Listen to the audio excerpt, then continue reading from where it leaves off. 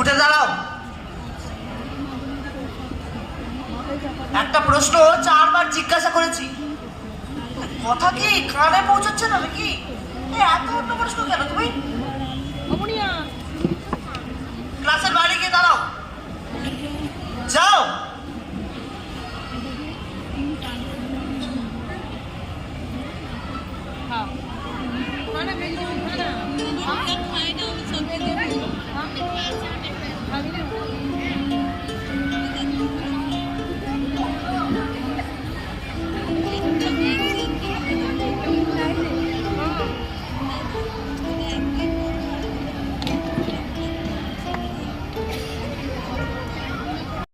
মন দিতে হবে, মনের তো কোনো মনোযোগই নেই।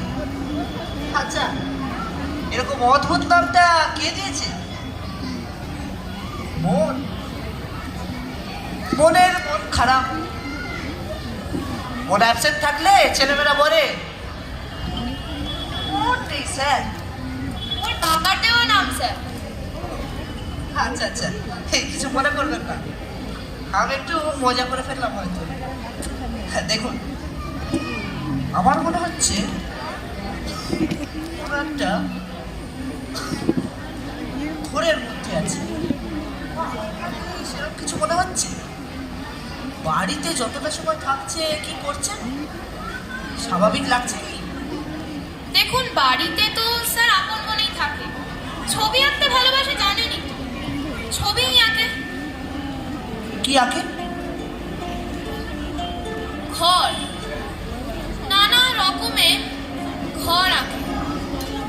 ঘর মানে কুড়ে ঘর, ঘরের চাল, দাওয়া, ঘরের মতোই, কিন্তু একটু অদ্ভুত। কোনোটা ছাদ নেই, কোনোটা দেওয়াল নেই, কোনোটায় আবার এত বড় একটা জানলা। কিন্তু আপনি দেখে ঠিক বুঝতে পারবেন যে ওটা ঘর। আসলে বাবার সাথেই ওর বেশি ভাব। সারাদিন বাবা ছেলে মিলে কত কিছু বলে, আমি অত বুঝি না। উনি কি আর্টিস্ট? কে? না না, সামান্য রাজমিস্ত্রির কাজ করে।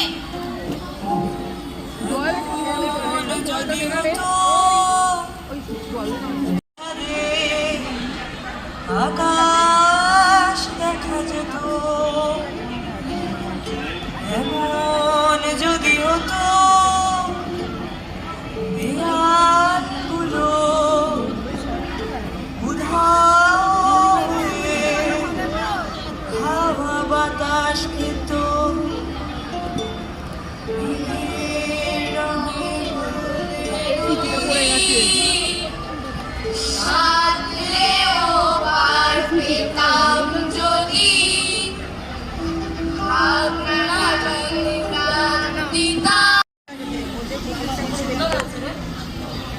বাবা, সে ছাদ নেই, দেয়াল নেই, ওটা নাকি ঘর হয়েছে।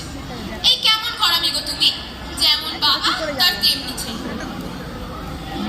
বাবাই ঘর তুলতে তাকে অর্ডার দেয়, আমি অর্ডার দেই বা নিজের মর্জি মতো তুলতে পারি কি আর? নিজের মর্জি মতো তুলতে পারলে বুঝি এমন ধর একটা ঘর তুলতে। ছাদ নেই, দেয়াল নেই, ওটা ছাদ আছে? কই, কোথায়? আমি কিন্তু দেখতে পাচ্ছি। আচ্ছা, তাহলে আর কি, আমি একাই অন্ধ এখানে। জানো, আমাদের অঙ্ক স্যার প্রথম দিন ক্লাস 7-এ ক্লাসে কি জিজ্ঞেস করেছিলেন? গাছের পাতার রং কি? অঙ্ক বাবা বলো ওটা জীবন বিজ্ঞান ক্লাস। তুমি তো একটা ফেলুরা, ক্লাসে যে সারাদিন কি করতে কেই জানে। না, অঙ্ক ক্লাস। হিমরাম আমি বটে, কিন্তু এটা স্পষ্ট মনে আছে, আমি তো লাস্ট বেঞ্চেরই ছেলে। তার উপর অঙ্ক, পারলে বেঞ্চের নিচে ঢুকে থাকি আর কি। কিন্তু সেই দিন শুরুতেই সবাই কেমন ভেবলে গেল। সে কি, একটা গাছের পাতার রং বলতে ভেবলে গেল? আরে গাছের পাতার রং সবুজ কে না জানে? কিসব বোকা বোকা কথাবার্তা। সেই দিন ক্লাসে অনেকেই তোমার মতো হেসে হেসে বলেছিল, সবুজ সবুজ। গাছের পাতার রং তো শুধু সবুজ নয়, লাল, হলদে, বেগনি, খয়েরি, কালচে সবুজ, নীলচে হলুদ, কচি কলা পাতা আর বড় কলা পাতা আর বুড়ো কলা পাতা। এক নয়, এক নয়, এক নয় হে হৃদয়, দেখো, ভাবো, ভাবাও।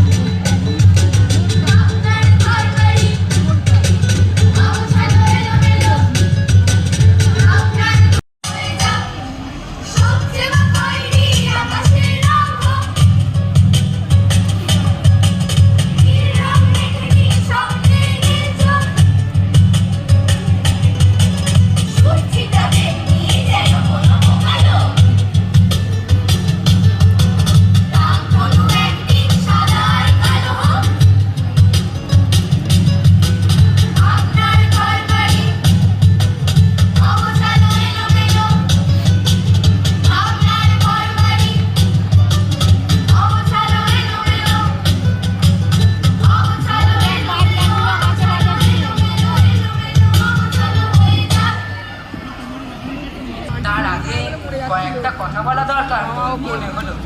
আসলে পরীক্ষা আসলে এমনটা মনে হয়, কিন্তু বলতে পারি না। এবার ভাবলাম বলেই ফেলি। আচ্ছা ধরো, এই যে তোমরা পরীক্ষা দাও, তাতে আমরা কেমন তোমাদের পুলিশের মতো পাহারা দিই? কেমন লাগে তোমাদের? না থাকলে তো সবাই দেখে লিখবে স্যার। এই যে আমার পিছনে শুভ।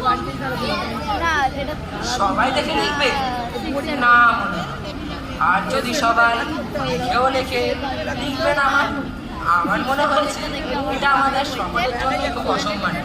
আসলে তোমাদের খুব ভালোবাসি তো, চোর পুলিশের খেলা খেলতে চাই না তোমাদের সাথে।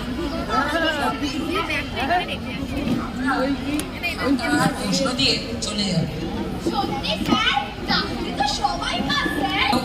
না পেলেও সেটা বড় নয়। একদিন নিজেকেই নিজের আয়না হতে হবে। সেই আয়নায় নিজেকে কেমন দেখতে চাও, তোমার সিদ্ধান্ত।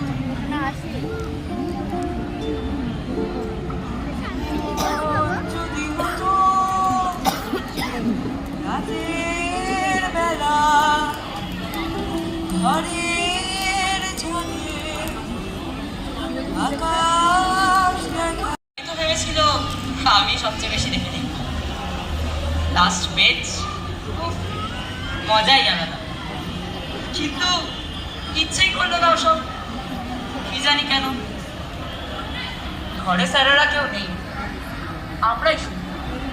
তারপরেও আসলে হেডমাস্টার মশাইয়ের কথাগুলো ভেতরটা কেমন তোলপাড় করে দিচ্ছিল। নিজের কাছে সৎ থাকার দায়িত্ব তিনি আমাদের দিয়ে গেছেন। এত বড় কাজ নাকি আমাদের এতটাও ভরসা করা যায়? করেছেন তো, শুধু তো মুখের কথা না, করে দেখিয়েছেন। আমরা তো রাখতে পারবো না, একটা জেদ চেপে গেছিল।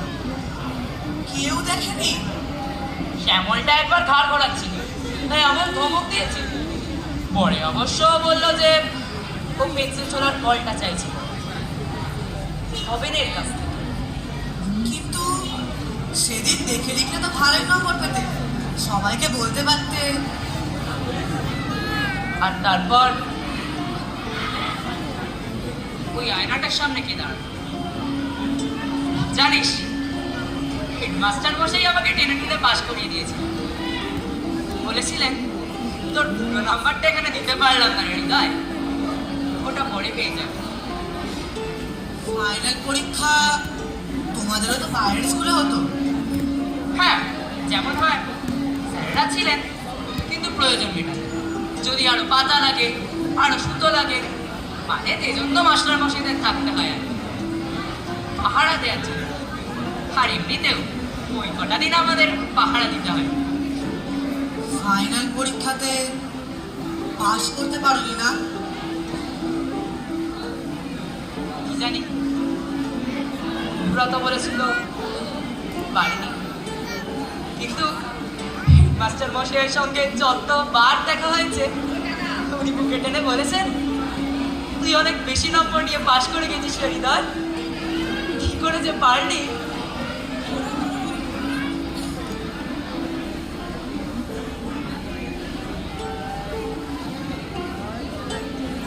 কি আঁকছিস রে?